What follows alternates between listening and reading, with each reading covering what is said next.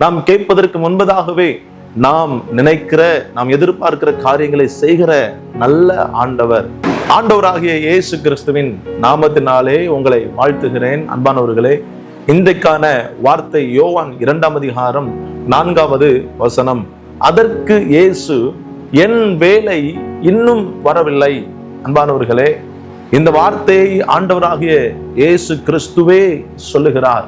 அன்பானவர்களே, இன்றைக்கு நம்முடைய வாழ்க்கையில் அநேக காரியங்களை தேவனுடைய சமூகத்திலே கேட்கிறோம், தேவனுடைய சமூகத்திலே நாம் ஜெபிக்கிறோம். எப்படி ஒரு காரியத்திற்காக நாம் ஜெபிக்கும் போது, ஒரு காரியத்தை தேவனிடத்திலே கேட்கும் போது, அந்த காரியம் எப்படியாகலும் துரிதமாய் நடந்துவிட வேண்டும், சீக்கிரமாய் நடந்துவிட வேண்டும், நான் நினைச்சபடி நான் எதிர்பார்க்கிற நேரத்துல நடந்துடணும்னு சொல்லி நம்ம அநேக நேரங்கள்ல நினைக்கிறோம். இப்படி நடக்கல அப்படின்னா சில நேரங்களில் சோர்ந்து போகக்கூடிய ஒரு சூழ்நிலை வருகிறது. தேவ பிள்ளையே, ஒரு காரியத்தை நன்றாக அறிந்து கொள்ள வேண்டும்.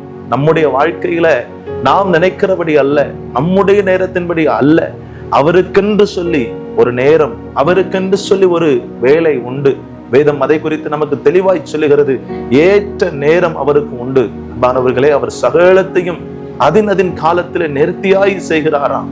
நாம் கேட்க வேண்டிய ஒரு அவசியம் கூட இல்லை.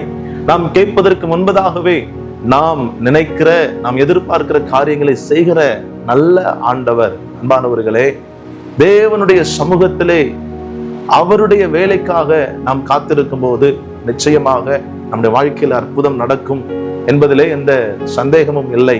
ஆகவே தேவனுக்கென்று சொல்லி ஒரு நேரம், அவருக்கென்று சொல்லி ஒரு வேலை உண்டு. நிச்சயமாகவே உங்க வாழ்க்கையில சகல காரியங்களையும் அவர் ஆசீர்வதித்து நடத்துவார். அவருடைய வேலைக்காக, அவருடைய நேரத்திற்காக காத்திருங்க. கர்த்தர் பெரிய காரியங்களை செய்வார். God bless you.